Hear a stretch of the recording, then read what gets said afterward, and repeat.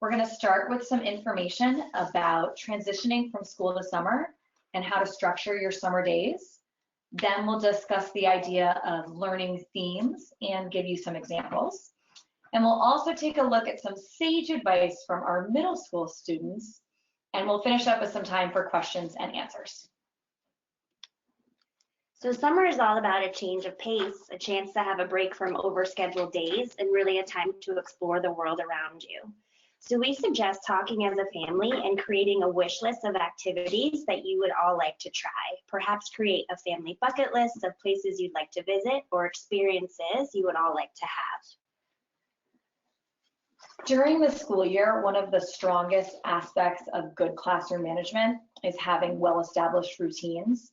And summer gives you the opportunity to do the same with your family. It can be as simple as establishing the idea that every morning your family is going to read while eating breakfast. Or it can be more formal, like the following: visit museums on Mondays, take a hike or trail Tuesday, water park Wednesday, theater Thursday, and that can include plays or music shows or even the movies, and my kid's favorite, free choice Friday. We're recommending setting a learning theme for your summer. One of the nice things about having a unifying theme is you start to see it in your daily life and notice it in routine activities, which really strengthens experiential opportunities. Ideally, you can find a theme that can be differentiated across the age groups within your family. We're going to take a look at a couple of themes that we came up with. Our first is a favorite topic that we discuss all the time, and that is food. You can use your family's already established routines as a learning opportunity. For example, the next time you write a shopping list, have your child help you write it. Encourage them to use embedded spelling and really stretch out the sounds they hear. Even if you're using something like Instacart or Peapod, have them help you with the digital shopping list as well. Another idea is to keep a recipe or tasting journal. Having a food diary like this will help them record what they're noticing or wondering about new or favorite foods. You can also take the summer as a time to expose your family to new and unique cuisines. Maybe at your local farmer's market, you can give your child an opportunity to explore new ingredients or types of food and talk about them and really strengthen your vocabulary. And another idea is to create a family cookbook. We're going to talk a little bit more about recipes when we discuss some math tactics and also get some advice from our middle schoolers. But having a family cookbook really encourages collaboration between all family members, and even your youngest children could draw illustrations or again use that invented spelling. So in terms of a math connection, cooking, baking, and working with your kids in the kitchen not only teaches valuable life skills, but also reinforces important math skills as well. So we recommend finding your favorite summertime recipe. We've listed a couple here, and really work with your child to plan a grocery trip in order to estimate the amount of materials, food, and money you'll need to spend for your recipe. Going a little bit deeper into the math, using measuring cups and discussing equivalent fractions in this hands-on manner is really effective to help kids understand fractional relationships. And then if your kids are ready to learn about multiplication and division, you can definitely have double or triple your recipe. All of this planning also really helps strengthen executive functioning skills and really requires kids to plan a beginning, middle, and end of a meal or recipe, and that can be give them a lot of feeling of independence and ownership. Another theme that we're going to discuss today is the theme of transportation. Making a list of different types of local transportation is going to be something that any family member can do, and it can get pretty broad. You can be as simple as cars and bikes and trains and buses, but then you can get even more detailed and talk maybe about duck tours or trolleys. And then go ahead and plan an adventure. For our older students, we could even take a Segway tour or do a bike or scooter share, but get creative. Have that planning with your children. And then as you discuss or learn more about these different types of transportation, Continue to ask your children questions to have them thinking all the time. What do you notice? What are you wondering? What questions do you have? And have their observations lead your learning. You can always learn more by reading books. We encourage all of our families to visit their public library regularly during the summer. But you can also have opportunities to use different types of literacy, like brochures or digital literacy, and strengthen those skills. The Washington Metro Area Transit Authority website is a great place to start, especially thinking about planning a trip or exploring different resources there. Looking at those schedules too on that WMATA website really can help children practice their elapsed time skills and also help them better understand AM and PM. AM and PM is a concept we tackle in second grade and can be really tricky for kids to understand that transition, you know, from 11 a.m. to noon now becomes PM. So having that real world experience, seeing it in print could be helpful. Also in terms of this planning trip idea, road trips are fantastic for kids to think about in terms of math connections. You can calculate distance, gas needed for a trip, total cost, amount of time it will take you to arrive at your destination.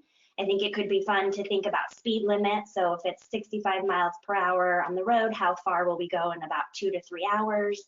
Questions such as how long will it take us to go 300 miles if 65 miles is the approximate speed limit. Also thinking about gas prices, rounding a gallon of gas from $2.59 to $2.60, and then asking your child, okay, how much will 5 gallons of gas cost? How much will it cost to fill our tank? Also looking at the odometer on your dashboard is a great way to reinforce place value concepts, and I think students, especially at the younger levels, get a better understanding of size of numbers when they can see that odometer, that mileage ticking. Also, license plates, really simple, but very prevalent, of course, in our everyday lives, and we can make a lot of great math connections with license plates. So for our youngest kids, just asking them to identify digits or number recognition and letter recognition is a great skill to practice. Using that math vocabulary for kids, helping them understand what a digit is versus a number can be really valuable. And then of course for older kids, thinking about a license plate and challenging the members in the car to make the largest or the smallest 3 or 4 digit number possible, then possibly round that number to the nearest 10, 100, or 1,000, or whatever is appropriate for your child, or even try to perform simple calculations. So, for example, use 3 of the numbers in this license plate to try to get to the number 26 and have them think, what operation would I use with these numbers in order to get to that number? So there are a lot of really fun things you can do on the road. The third theme that we'll be discussing today is art and architecture.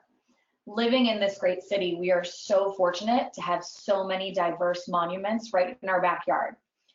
We recommend visiting your favorite monuments with your family, but also exploring new monuments that you may not have even heard of before. And once you're there, talk to each other, talk to the tour guides, use the National Park Service Rangers as a guide, but also as a resource. And then after you visited one or multiple monuments, talk with your family and create your own family monument. You could honor a specific family member or a tradition that you have or a trip that you've been on. This is a great way to incorporate not only our engineering skills, but also our artistic abilities and our collaboration as a family. It's a great opportunity to see what you've noticed and explored and then create something together. To adapt this monument idea for older students, we were thinking you could consider integrating technology. So your student could take a photo of a monument and determine the proportion between the actual size of the monument and the photograph they've taken on their phone. In terms of architecture and art around in daily lives, I recommend you explore shapes and patterns in everyday life. Perhaps your child would be interested in the patterns they notice on the pool tiles or beach umbrellas, or a little bit more formal in terms of architecture would be noticing the lines of symmetry in stained glass windows at the National Cathedral, for example. And finally, in terms of an art connection, origami is a great way to combine math and art. It really helps kids see fractional relationships and better understand geometric properties. And that's a great activity to be doing throughout the summer, along car rides, at the pool, at the beach, and definitely kids get very interested in seeing those different geometric shapes they create. Next up, we'd like to share with you some advice from our middle school students. This is one of the benefits of the Langley education is being able to explore your passions and interests. In this case, a group of middle school students created, edited, and published their own newspaper called the Paw Print. And we are going to discuss a little bit about their best unique ideas for summer fun. So in this edition, they created these daily themes that provide structure and natural fun connections to learning. This is an example of giving your middle school student an opportunity to set the plans and lead for the day, which again teaches executive functioning skills and builds leadership opportunities. And the result is engaged play. What was pretty exciting as Janice and I were planning this webinar was to see how many similarities the middle schoolers had with our own ideas. Their theme days were not so far off from the ones we created. They talked about having a water day, a cha-ching day, an outdoors day, a rainy day, a DC day, and a cooking day. So on the next slide, you'll notice some of our favorite middle school recipes that our middle school students have shared with us. And again, this is a great integration of not only your math and literacy skills, but also a natural connection to science.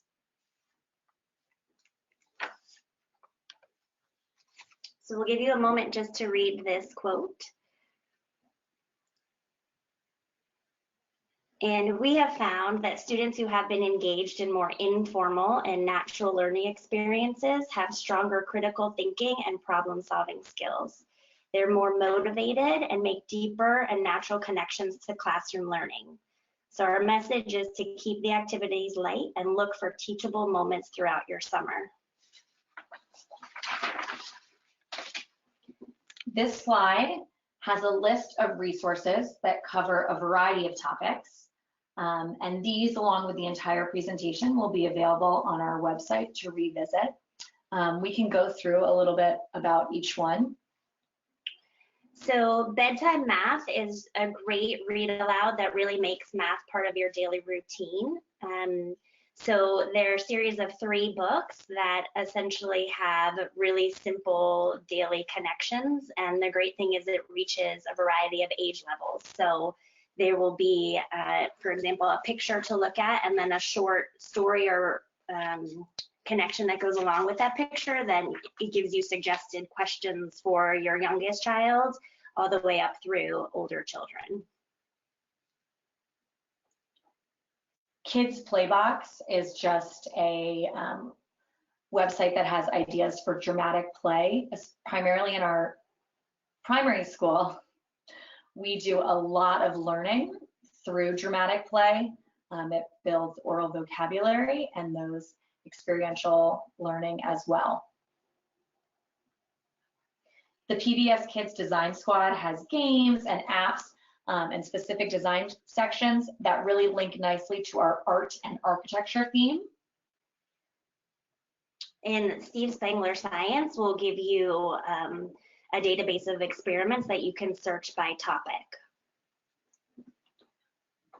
So the Curious Kindergarten is a great primary resource for inquiry projects around mystery objects, and that's something you can adapt with your family, even kind of, what's inside the box and give clues, again, building that oral vocabulary, but also sparking interest in inquiry and having that engagement piece to really build motivation. The next 2, so Visiting Art Museum with Kids and NGA Kids Art Zone, are going to be great for your kids who are interested in the art connection. You see they have a variety of interactive games and just different tools that kids can go online and actually experiment with.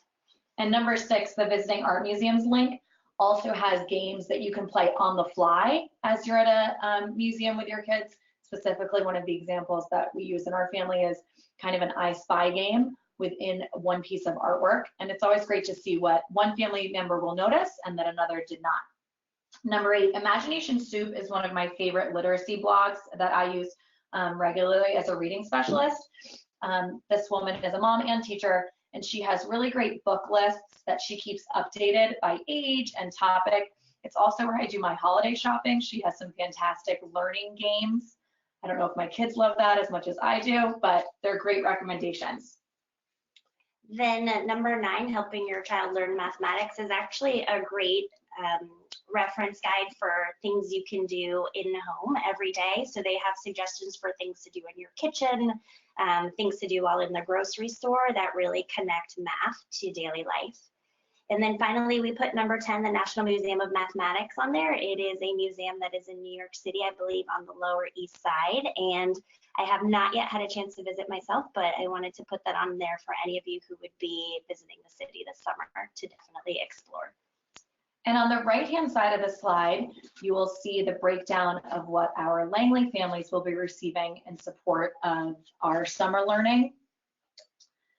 So this is a list of resources that teachers and specialists have put together. It does include some math in focus material, various choice boards, reading lists, and then depending on your child's grade level, you may also find summer enrichment calendars, which would give you a day-by-day option of really simple yet enriching activities to complete with your child.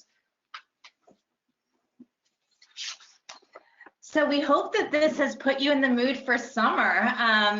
So a lot of great ideas and activities shared by Janice and Megan. We did want to also highlight, in addition to what you're doing as a family and bringing learning and engagement into your homes and to your vacations and to the pool and beach, there is summer camp at Langley as well, our summer studio program that runs for 6 weeks. Also follow us this summer on Facebook and Instagram. We'll be posting some fun summer tips from our teachers and from our administrators, and hopefully we'll give you some ideas and keep you connected to Langley. And then, of course, if you have other questions, please reach out to us. Families who are not part of the Langley community already, please know that you can reach out to us, and we're happy to engage in conversation from there. We have a few minutes left, and I wanted to open it up to questions from folks on the line. If you have a question, you can type it into the little form area, and we will get them on our end and run through the questions as best as we can in the next few minutes.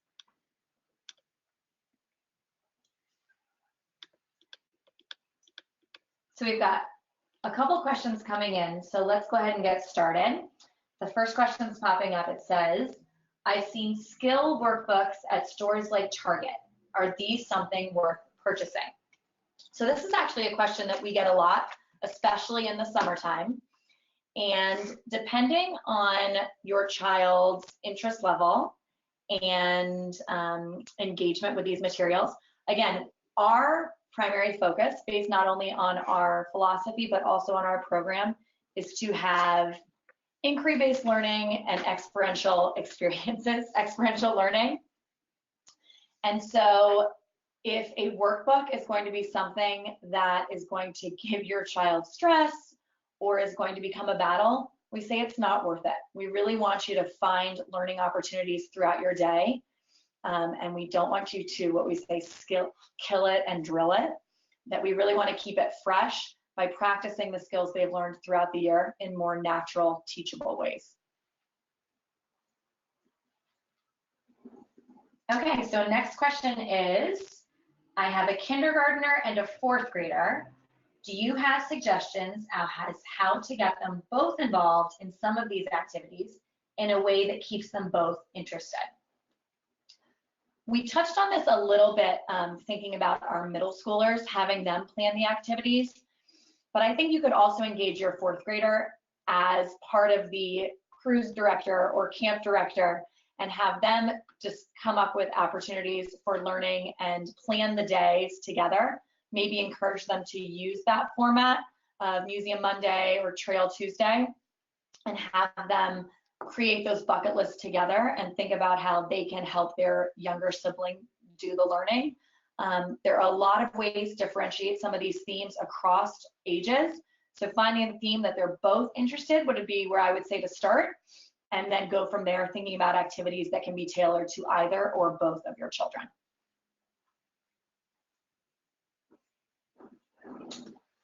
So our next question says, I love the idea of theme days. Do you have any specific recommendations for some of the theme days that you mentioned? So I think museums are, head on down to the National Mall and there'll be a ton that you can obviously walk to. Some of the lesser known museums that my family loved are the National Geographic Museum, the Museum, the National Postal Museum is actually really great for kids. And then again, a lot of our galleries are kid friendly. Some of my favorite hikes to take with kids are the Billy Goat Trail or the C&O Canal. Hiking around the Audubon Naturalist Society in Chevy Chase, Maryland. Maybe take your kids out to Roosevelt Island, or there's a nature center in Bethesda called Locust Grove. And in DC, there's a really great garden called the Kenilworth Aquatic Garden. If you're looking to go a little bit farther, Sugarloaf Mountain has some really great kid-friendly hikes. We have a ton of great water parks in our area. The Georgetown, some of which are free, including the Georgetown waterfront.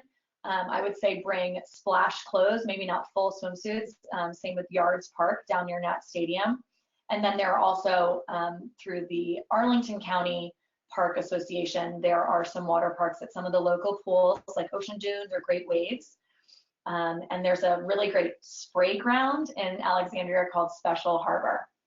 Thinking about visiting theater Thursday, at Wolf Trap, they have Theater in the Woods, which is an outside stage and sitting area that is really great. They have an array of different performers for different age ranges. So I would definitely check out the Wolf Trap website to learn more about that.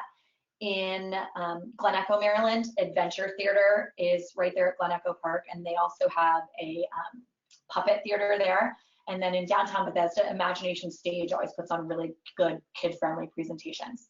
And then for Free Choice Friday, I mean, there's a ton of things that you can explore, even within DC, but also if you want to head a little bit farther, maybe out to Harper's Ferry and do some tubing, or up to Baltimore and check out the Science Museum or the aquarium.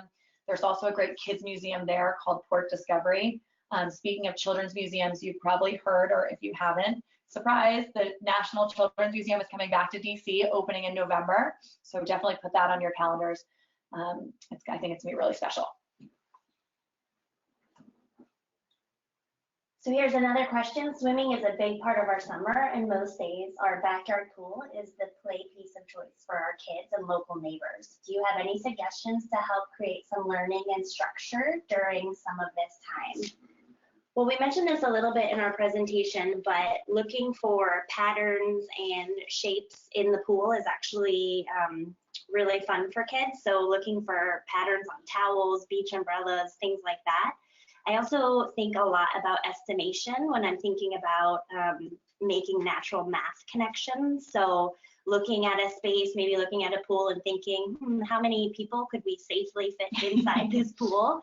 And then even translating that to think of larger size things. I know this may sound a little silly, but with first graders the other day, we were doing an activity trying to picture how many elephants could fit in each classroom, which led to kind of a cool discussion of repeated addition and then multiplicative reasoning in terms of, okay, if we can fit about 4 elephants in this classroom, if we have 4 classrooms on the first floor, how many elephants can we fit? And I think you can do the same thing thinking about capacity within a pool.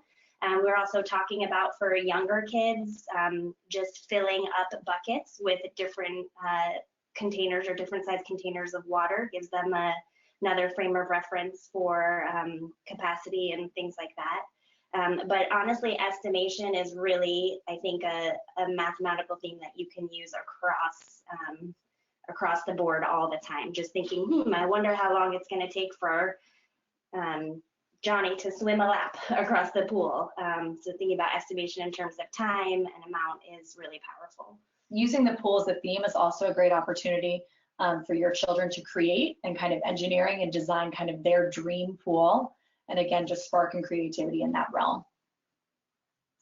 Oh, we have a really great comment from a listener, a viewer, who said their family had similar themes. They did Make It Monday, Tinker Tuesday, Wander Wednesday, Thoughtful Thursday, and Fun Friday.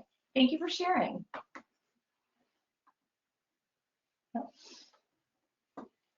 Okay, I think we have time for maybe one more question. My 5-year-old and I love to read at bedtime. Do you have suggestions for making summertime bedtime reading special, yet take advantage of the opportunity to boost learning and developing reading skills? Well, I think we're so happy to hear that you have bedtime reading routines. That's fantastic. Sharing those opportunities are really special. I would start, if you want to kind of mix it up in the summer, by visiting your local public library. Make sure your child has his or her own library card. And then you can kind of set kind of themes, again, back to the theme idea, but either books about summer or a specific topic, and have them a collection. Another great idea is to create a special book box, either for library books or bedtime reading books, and to decorate that. It can even, again, relate to the theme that you're reading about, and to read those. If you are willing to kind of expand your time just from bedtime reading, we have on our summer enrichment choice board for our primary school friends, we have a lot of fun ideas about where to read.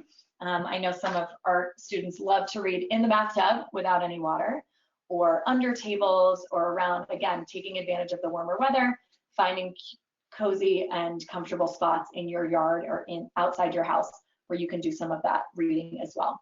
Who doesn't love curling up with a good book in a hammock? Well, with that, we are going to thank you all for joining us, and we hope you received some good ideas that will carry you through the summer. Please share back with us if you did something fun based on ideas from the webinar. We would love to hear that. And enjoy your summer. Thank you to Megan and Janice. Thank you. Thank you all. Thank you. Bye-bye.